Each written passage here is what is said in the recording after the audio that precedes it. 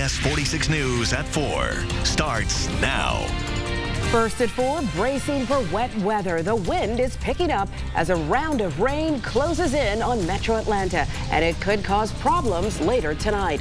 Good afternoon, I'm Sharon Reed. And I'm Ben Swan. It is warming up after a cold weekend, but right now the focus on the rain that might be coming our way. Well, check out this video from Clayton County of people outside enjoying the day before the wet weather moves in. And here's a live look at Marietta Square, where the clouds are building there, a sign of what's to come for us. The chief meteorologist, Jim Kosick, tracking it all for us right now. And Jim, what's it looking like? Yeah, so far so good. There's really only been spots of freezing drizzle well north and east of Metro Atlanta, even though the pink shaded counties are in that freezing rain advisory until 7 o'clock. A lot of these places won't have any problems whatsoever. There's only a 30-mile stretch from Gainesville to Clarksville that's below freezing right now. Elsewhere, it is above freezing. And look at the warmth plowing in. That's a concern, because I tell you what, there is a lot of rain with embedded thunderstorms just off to our west in Alabama. That's going to be the biggest concern, not the spotty freezing drizzle that's ending within the next hour or two. So between 8 and 11 o'clock this evening for Metro Atlanta, watch the pockets of flooding downpours, the thunderstorms, which could be isolated severe south of Metro Atlanta. I'll have more coming up on that in just a few short minutes from now, Ben. All right, Jim, thank you for that. You can count on us, folks, for Atlanta's most accurate forecast, even when you're away from your TV. Just download the CBS 46 weather app. Well, new information now about the jogger jewel thief and her involvement in a crime ring that spanned several states. Tonight, 2 more men are behind bars. Abigail Lee Kemp is already in jail, accused of robbing jewelry stores across the Southeast. Now, federal agents have arrested 2 more men they say trained her at their Buckhead business. Our Vince Sims joins us live with the new details. Vince, what have you learned? Well, you know, this is something like out of a movie scene, actually. Now, going through these federal court documents, I discovered that the authorities say that her training took place inside this tent shop here.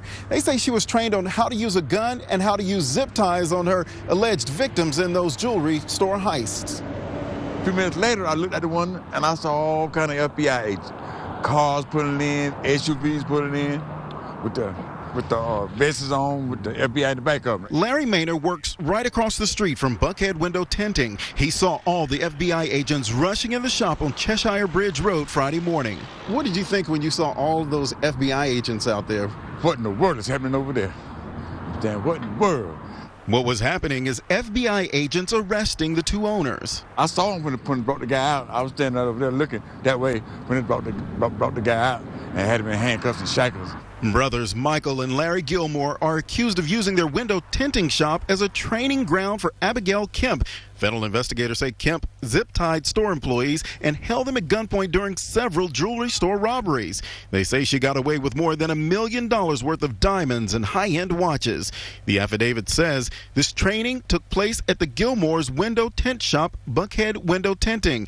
It goes on to describe that training, saying they instructed her on how to manipulate a handgun, how to secure the employees with zip ties, and what merchandise to steal. The court documents claim they routinely practiced at Buckhead Window Tinting until they believed Kemp was ready to commit the robberies, something people working around here find hard to believe. That's stupid. That's real stupid, man. You know, that's real stupid, you know. And it was a legit business. It could have been legit, you know. There's a lot of people that get tents on their one, man. And it wasn't just the training. After going through these court documents, coming up in my story and putting together for 5, more on how the people who own this tent shop were involved in these alleged robberies. Reporting live in Buckhead, I'm Vince Sims, CBS 46 News. Vince, thank you for that. Today, the final goodbyes for a mother and her 2 daughters who died in that massive house fire. The father, Brent Patterson, he was the only one in the family who made it out alive. Will Frampton is at First United Methodist Church in Tucker, where the service was held just a short time ago. Will. Ben, there was hardly a parking spot to be found anywhere here near the church, as many people who didn't even know the family all that well, they joined many others in filling the sanctuary here to pay respects and memorialize the 3 lives cut far too short. Most people arrived at the church walking together in silence. On a day like this, there was not much that could be said. We all miss them very much. Our church has really been in prayer for them. It's a terrible loss, first for the family, but for the church, for the schools involved. Kathy Patterson and her daughters, 12-year-old Kayla and 9-year-old Madeline, died from smoke inhalation as a fire ripped through the family's home the night of February 9th. We tried beating in the back glass. Brent Patterson, the lone survivor, after he went downstairs to see what was making the popping noise. I opened the door because I heard something, and then it kind of I don't know if it's an explosion. I don't know what happened. Patterson said he tried to run back upstairs to save his family, but the fire was too intense. As loved ones made the somber walk into the service, their faces brightened for a moment when we asked them to share stories about the girls. I can remember almost every Sunday getting a hug from them at the end of the worship service. The little one was a hugger. She would go up to everyone and always hug them, and she was really nice. They were just wonderful people. What precisely started the fire that took their lives is still not known, though investigators believe it started in the downstairs living room. A smoke detector was in place upstairs, but Patterson said he never heard it go off. Kathy and the girls were quite active here at the church. Many people knew them, even if only indirectly. They were laid to rest this afternoon at Westminster Memorial Gardens in Peachtree City. Live in DeKalb County, I'm Will Frampton, CBS 46 News. Well, thanks. New developments today surrounding the investigation into an officer killed in the line of duty. We are learning more about what police found during their undercover operation. Major Greg Barney, a 25-year veteran of the Riverdale Police Department, was killed while assisting Clayton County Police. 24-year-old Jaran Ross is accused of shooting and killing Major Barney while trying to run from police. Our Adam Murphy is live in Riverdale right now where the shooting happened. And Adam, what more have you learned today? Well, we've learned that police recovered marijuana during this sting operation. Of course, it was unannounced. I want to take you back here because once they came out here, one of the suspects, we have learned, ran out the back of the building when police showed up. I heard a big old boom, so I looked outside. The whole SWAT team, Clayton County, was out here. I was like, oh my God, what is going on? Shaniqua Copeland witnessed police barge into her neighbor's apartment last week without warning. They was like, get back in the house, get back in the house. And I just went back in the house with my kids. Clayton County Police used a no-knock warrant to go after suspected drug dealers at the Villages on the River apartment homes in Riverdale. He got shot back there. So the suspect got shot back there too. So it was a lot going on. During the incident, witnesses saw Major Greg Barney chase after one of the suspects behind this apartment building before being shot and killed. Jaran Ross is accused of killing the officer, but he is in serious condition at the hospital after another officer shot him in the head. For it to be so close to home, you know, yeah. That's very scary. That is very, very scary. Police also arrested Joey King Jr. and Robert Dixon Jr. on drug-related charges. According to warrants, they were both in possession of marijuana, a digital scale, packaging materials, and firearms. They have bonded out of jail, but could face additional charges once the GBI completes their investigation.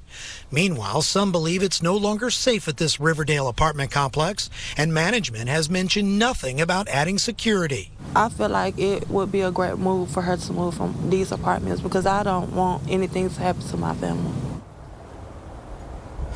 I contacted the Clayton County District Attorney's Office today about King and Dixon and bonding out of jail.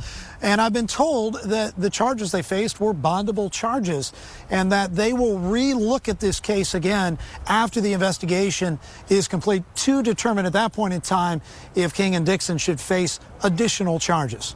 We're live in Riverdale. Adam Murphy, CBS 46 News. Major Barney's funeral will be this Saturday at St. Philip AME Church in southeast Atlanta. He'll be buried at Forest Lawn Memorial Gardens in College Park. Well, now to Smyrna and a protest over the promotion of a police officer cleared in a deadly shooting. Today, Kenneth Owens begins his job as lieutenant, a move that outrages the family of a man he shot and killed. That man, Nick Thomas. Here's surveillance video of the moments leading up to that shooting last year. Smyrna police say they shot Thomas after he drove toward them in a Maserati.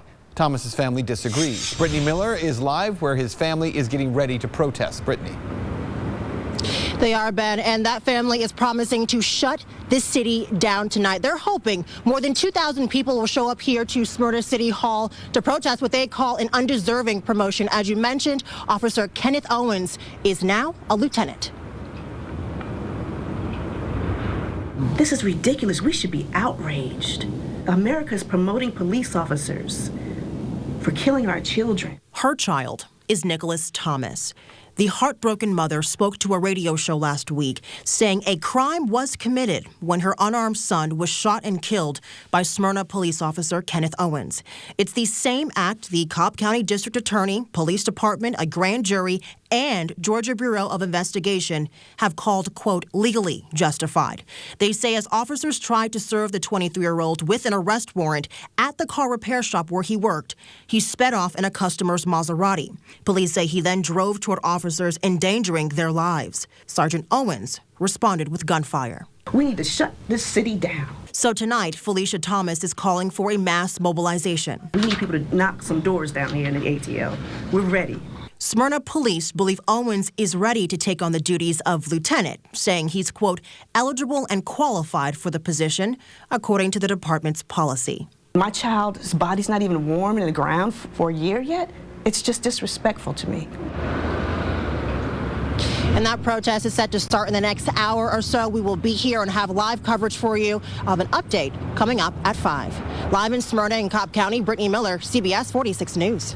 Well, stay with us. The news at 4 is just getting started. There were complaints of cable outages across Metro Atlanta. Harry Samler looked into it. Do you have Comcast? It wasn't just Atlanta. They had outages across the country. So what happened? Better Call Harry is coming up. The stars come out for music's biggest night. I'm Danielle Nottingham in Los Angeles on the Grammys red carpet. I'll have the latest coming up. Then, all new at 4:30, a tragic end to a school trip. Students at a Cobb County school are in mourning after a classmate dies in an accident.